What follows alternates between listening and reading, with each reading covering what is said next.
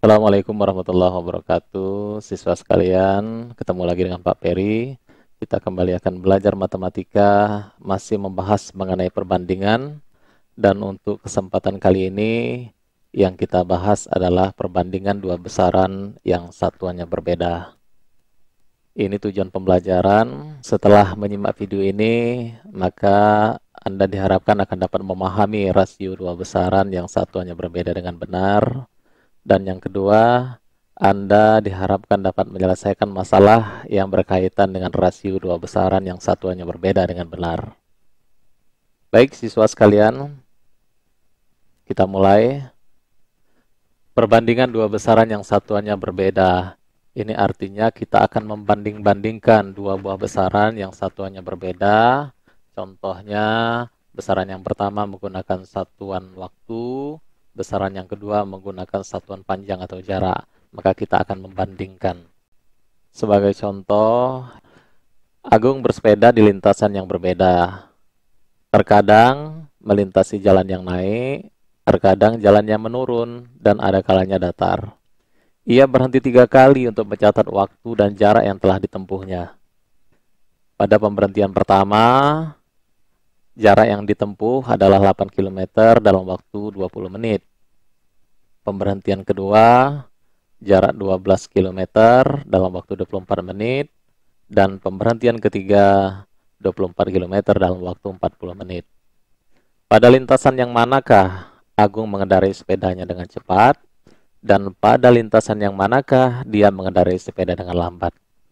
Siswa sekalian, ini adalah contoh permasalahan yang berkaitan dengan perbandingan dua besaran yang satuannya berbeda. Terlihat di sini ada dua besaran yang digunakan. Yang pertama menggunakan satuan jarak atau satuan panjang, dan yang kedua menggunakan satuan waktu. Baik, kita bahas untuk mengetahui pada lintasan mana Agung mengendarai sepeda dengan cepat atau dengan lambat. Itu artinya kita harus mencari kecepatan rata-rata tiap lintasan. Artinya kita harus membandingkan jarak yang ditempuhnya dengan waktu yang dibutuhkan. Jadi pada lintasan yang pertama, perbandingannya adalah 8 berbanding 20. Disederhanakan angkanya karena sama-sama bisa dibagi dengan 4 menjadi 2/5. Jadi kecepatan pada lintasan pertama adalah 2/5 km per menit. Pada lintasan yang kedua, 12 km berbanding 24. Sama-sama dibagi dengan 12 menjadi 1/2. Jadi pada lintasan yang kedua, kecepatan rata-rata Agung mengendarai sepeda 1/2 km per menit. Selanjutnya pada lintasan yang ketiga, perbandingannya 24 berbanding 40. Disederhanakan, ini sama-sama bisa dibagi dengan 8, berarti 3/5. Jadi kecepatan rata-rata Agung mengendarai sepeda pada lintasan ketiga adalah 3/5 km per menit. Siswa sekalian, dari ketiga bilangan pecahan ini, bilangan manakah yang nilainya paling besar atau paling kecil? Tentu, untuk mengetahui hal itu, kita samakan dulu penyebut ketiga pecahan ini. Penyebutnya adalah 2 dan 5. Berarti KPK dari 2 dan 5 adalah 10. Ini artinya 2/5 sama dengan 4/10, 1/2 5/10, dan 3/5 6/10. Nah, dari hasil ini terlihat sekali bahwa Agung mengendarai sepeda paling cepat pada lintasan yang ketiga, yaitu 6/10 km per menit, dan yang paling lambat pada lintasan yang pertama, yaitu 4/10 km per menit. Kita lanjutkan contoh yang kedua. Jantung tikus berdetak 840 kali dalam 2 menit. Jantung marmut 1200 kali dalam 4 menit. Dan jantung kelinci 1025 kali dalam 5 menit. Hewan manakah yang berdetak paling banyak dalam 1 jam? Siswa sekalian, ini juga adalah contoh permasalahan yang berkaitan dengan perbandingan dua besaran yang menggunakan satuan yang berbeda. Jadi satuan yang pertama adalah jumlah dan satuan yang keduanya adalah waktu. Kita bahas untuk mengetahui hewan mana yang berdetak lebih banyak dalam 1 jam 60 menit, berarti kita harus tahu jumlah detakan jantung tiap hewan tersebut dalam tiap menit. Itu artinya kita harus membandingkan banyaknya detak jantung masing-masing hewan dalam waktu yang sudah ditentukan. Untuk tikus, jumlah detakan jantungnya 840 dalam tiap 2 menit. Berarti untuk setiap menitnya 840 per 2 sebanyak 420 kali dalam setiap menit. Kalau untuk 1 jam, 420 dikali 60 menit. Sama dengan 25.200 kali dalam 1 jam. Selanjutnya untuk marmut, 1.200 dalam 4 menit. Berarti untuk tiap menitnya 1.200 dibagi 4, 300 kali dalam setiap menit. Kalau untuk 1 jam dikalikan 60. 300 dikalikan 60, 18.000 kali dalam 1 jam. Kemudian untuk hewan yang terakhir adalah kelinci. Detak jantung kelinci 1025 kali dalam setiap 5 menit. Kalau untuk 1 menitnya sebanyak 205 kali. Kalau untuk 1 jam berarti dikalikan 60. Maka jumlah detakan jantung kelinci dalam 1 jam 205 dikali 60 adalah 12.300 kali dalam 1 jam. Dari hasil yang didapatkan, maka diketahui dengan jelas bahwa hewan yang detakan jantungnya paling banyak dalam 1 jam adalah tikus, yaitu sebanyak 25.200 kali dalam 1 jam. Lanjut ke contoh yang berikutnya, contoh yang ketiga. Ini juga contoh permasalahan yang berkaitan dengan perbandingan dua besaran yang satuannya beda. Jadi ada sepeda motor tipe A akan menghabiskan bahan bakar 12 liter untuk menempuh jarak sejauh 288 km. Ferry akan ke suatu tempat menggunakan sepeda motor tersebut yang perjalanannya sejauh 20 km. Di dalam sepeda motornya ada 2 liter bahan bakar. Ia mengatakan bahwa saya tidak perlu mengisi bahan bakar lagi untuk sampai ke tujuan. Bagaimana tanggapanmu?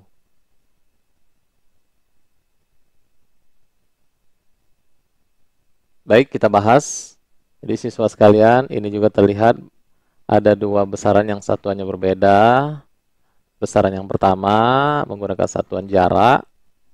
Besaran yang kedua satuannya volume. Jadi untuk mengetahui apakah pendapat Ferry tersebut benar atau salah, maka kita harus menentukan sejauh mana jarak tempuh kendaraan tersebut untuk 2 liter bahan bakar. Nah, kalau untuk tiap liter bahan bakar, jarak yang ditempuh kendaraan tersebut adalah 288 dibagi 12, sama dengan 24.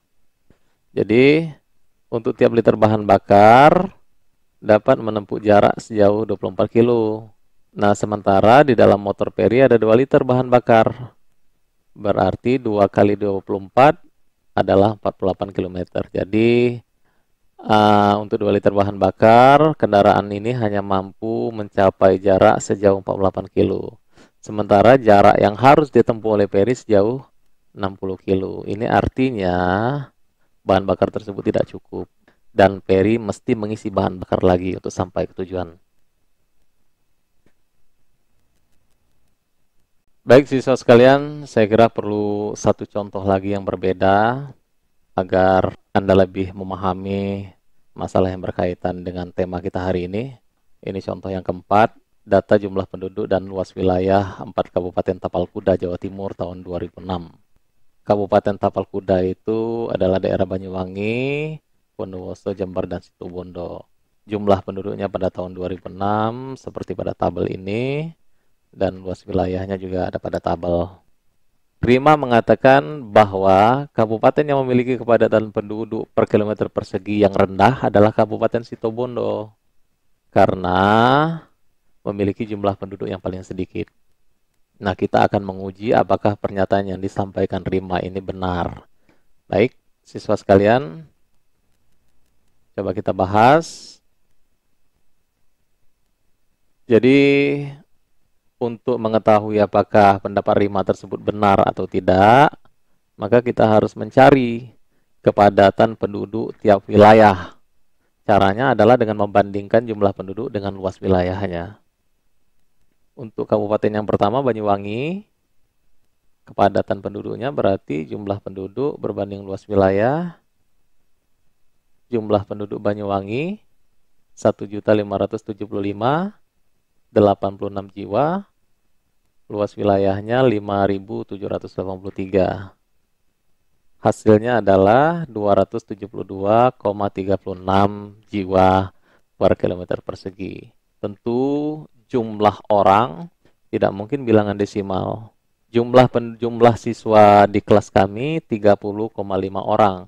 Bagaimana mungkin bisa 30,5? Pasti bilangan-bilangan bulat. Jadi 273,36 ini kita bulatkan menjadi 273 jiwa per kilometer persegi. Ini kepadatan untuk Kabupaten Banyuwangi. Berikutnya untuk Kabupaten Bondowoso, kepadatannya adalah jumlah penduduknya 708.683 jiwa, luas wilayahnya 1.560. Hasilnya adalah 454,28. Ini kita bulatkan menjadi 455 jiwa dalam tiap kilometer persegi.